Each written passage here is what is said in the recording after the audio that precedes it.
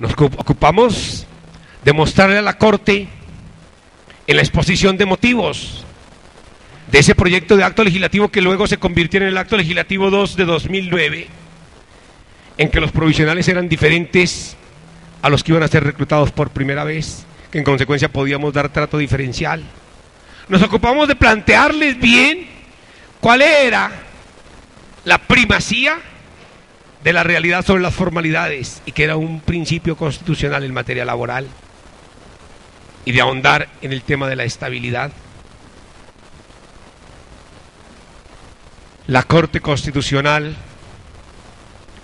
declaró la inconstitucionalidad de un acto reformatorio de la Constitución, cuando la Constitución misma dice que la Corte solamente puede declarar inconstitucional los actos legislativos por vicios de forma, es decir, cuando fallemos en el procedimiento, pero no por temas sustantivos.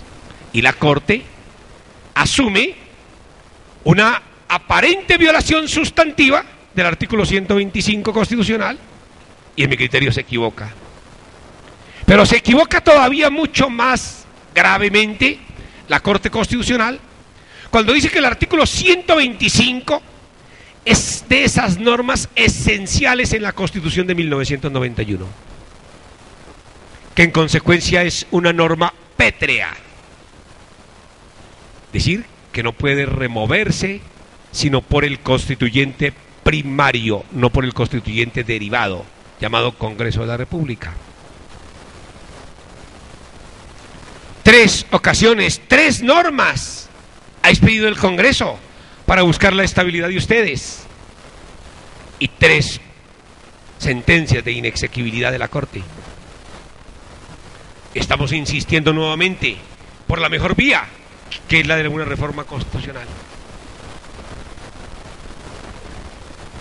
Esto quiero decirles a ustedes, amigas y amigos, no es fácil para el Congreso, porque prima facie pareciera como que el Congreso de la República se rebela contra la rama jurisdiccional del poder público, específicamente contra la Corte Constitucional. 3 normas nos ha tumbado y vamos a insistir con una 4ª y con una 5ª. Y yo diría, si necesitamos insistir en una 6ª para defender el trabajo de los provisionales con dignidad y de justicia, lo vamos a hacer.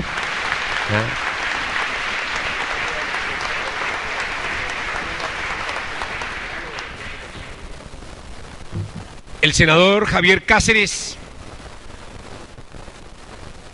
autor de esta iniciativa, me permitió, tal vez por mi conocimiento en los temas laborales y por mi trabajo en defensa de los provisionales, que yo fuese coautor de ese proyecto de acto legislativo.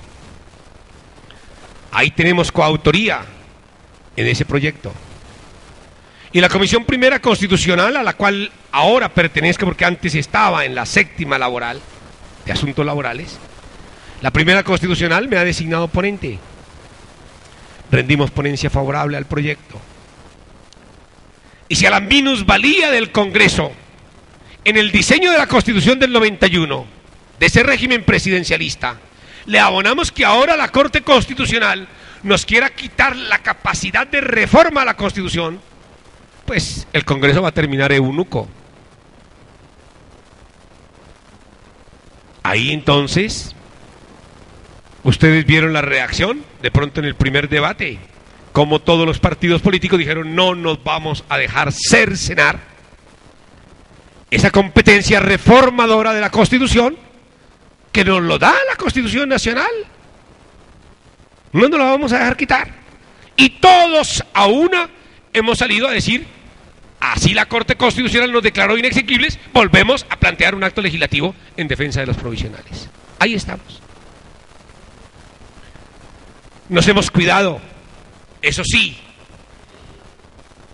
en buscar que esta norma esté armonizada hasta donde es posible con el artículo 125 constitucional. No estamos acabando el sistema de mérito como elemento esencial de la carrera administrativa. Lo que estamos diciendo en el proyecto es que para los empleados provisionales, tanto la Comisión Nacional del Servicio Civil como las entidades que ejecuten sus funciones en otros ámbitos de la administración, deberán homologar 5 años de servicio por las pruebas para el ingreso a la carrera administrativa. Eso es lo que hemos dicho, homologación. No estamos eliminando el sistema de mérito. La experiencia, el tiempo de servicio, ¿es un elemento de mérito? Claro que sí, todos los grandes tratadistas del derecho del trabajo dicen que ese es un elemento del mérito, como lo es el conocimiento. Con 2 condiciones plantea el proyecto de acto legislativo. Las 2 condiciones son: una, que el empleado provisional esté al servicio en el momento en que se expida el acto legislativo, y 2, que cumpla los requisitos para el cargo. Esas son las 2 condiciones que se han colocado. Y de una vez, ya que entro en este tema, quiero plantearles un gran problema, que yo creo que todos ustedes se lo están planteando. Me llega mucho correo electrónico en ese sentido. ¿Será que llegamos tarde con el acto legislativo? ¿Será que llegamos tarde con la nueva ley que se está tramitando? Esa es la pregunta. Si nos vamos a demorar con este acto legislativo de aquí a junio del año entrante, es más o menos el cálculo, trabajándole rápido, con velocidad como se la estamos imprimiendo. ¿Qué pasa con los concursos que están en proceso? ¿Qué pasará cuando, como lo decía González en su exposición, aparezca el listado de elegibles? Ese listado de elegibles no generará derechos adquiridos para quien está en el listado de elegibles, y ya el acto legislativo o la nueva ley que llegue sea inane, no sirva para nada. Esa es la gran pregunta. De una vez la quiero resolver. En el proyecto de acto legislativo y en el proyecto de ley no podemos hacer nada. Nada. No podemos decir desde ya, sacar algo que decir que va a operar desde ya si no está expedida la ley. Si la vigencia de la ley es máximo a partir de la fecha de su expedición, o de su publicación o de su sanción. Pero no puede haber aplicación de una norma antes de que ella haya sido expedida, es natural. ¿Qué hacer? En el campo normal, González, su pregunta debería ser resuelta en términos políticos. Es decir, que el operador de la carrera administrativa, Comisión Nacional del Servicio Civil, o entidades que hagan sus veces, deberían buscar frenar los concursos. Pero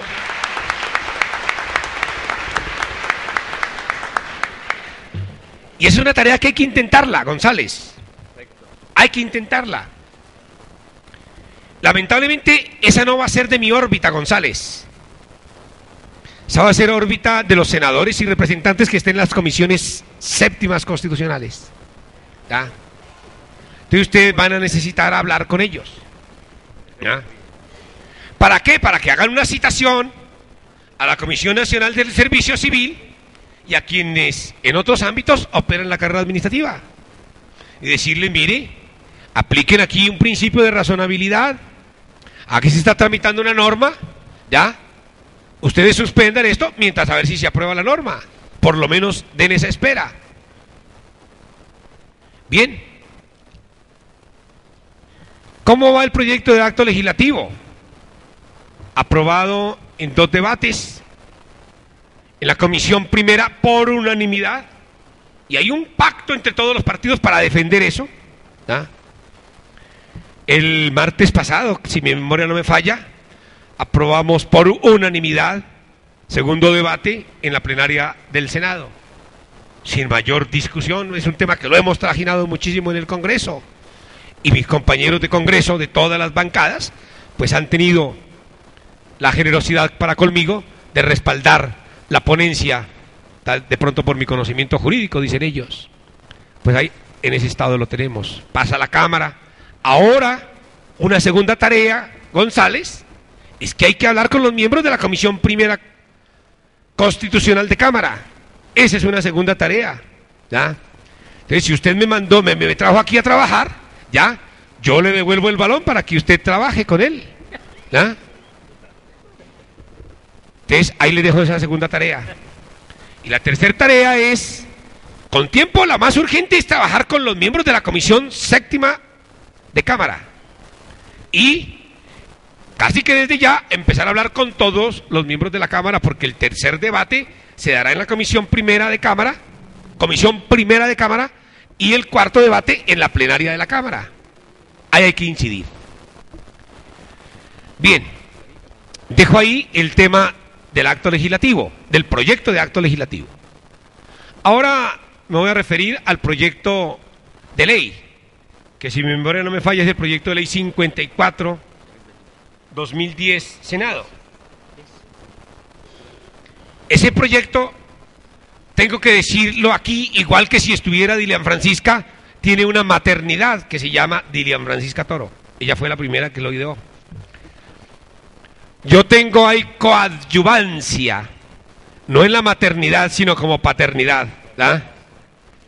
Yo tengo ahí una coadyuvancia porque yo lo ayudé a enriquecer. El proyecto busca fundamentalmente generar un retén social. Es decir, que la inestabilidad, el despido, no pase por la gente que queda en el retén social. Y está construido para defender la estabilidad de padres y madres cabezas de familia. Está hecho para defender a personas que tengan discapacidad física, discapacidad mental, visual o auditiva. Está hecho para defender a personas que sean portadoras de enfermedades graves, tal que, si fueran despedidos, al desvincularse del servicio de salud, peligrara su vida. Está hecho ese retén social para proteger a los trabajadores que estén en condición de prepensionados, entendiendo por prepensionados a aquellos que le falten 3 años para adquirir su estatus pensional, es decir, para adquirir su condición de pensionados, es decir, el cumplimiento de los 2 requisitos, edad y tiempo de servicio. Está hecho para defender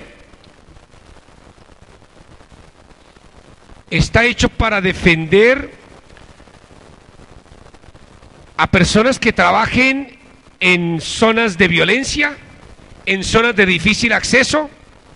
Está hecho o construido para defender a personas que tengan fuero sindical, salvo que haya sentencia de juez competente en firme que haga el levantamiento del fuero sindical.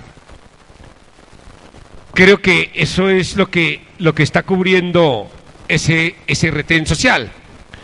Proyecto que me contaron había sido aprobado en la Comisión Séptima de Senado y va ahora para plenaria, pero me dicen que para plenaria va recortado con lo del fuero sindical. Vamos a ver cómo defendemos también ese elemento del fuero sindical. Eso es todo cuanto yo quería decirles. Ustedes, los trabajadores, los provisionales, pese a que hemos tenido en este propósito de defender la estabilidad, hemos tenido muchos accidentes, tengan la certeza de que la totalidad del Congreso de la República, por lo menos doy testimonio del anterior Congreso, pero este también empieza a comportarse de igual manera en el Senado de la República, todo el Congreso está unificado para defender la estabilidad de ustedes. Ese es el propósito. Ahí no tenemos diferencias, ¿ya? Ojalá que la esperanza y la fuerza de mantener la dignidad y las posibilidades de que todos construyamos una sociedad más en paz, más justa y más libertaria, nos acompañe a todos nosotros. Muchas gracias, muy amables.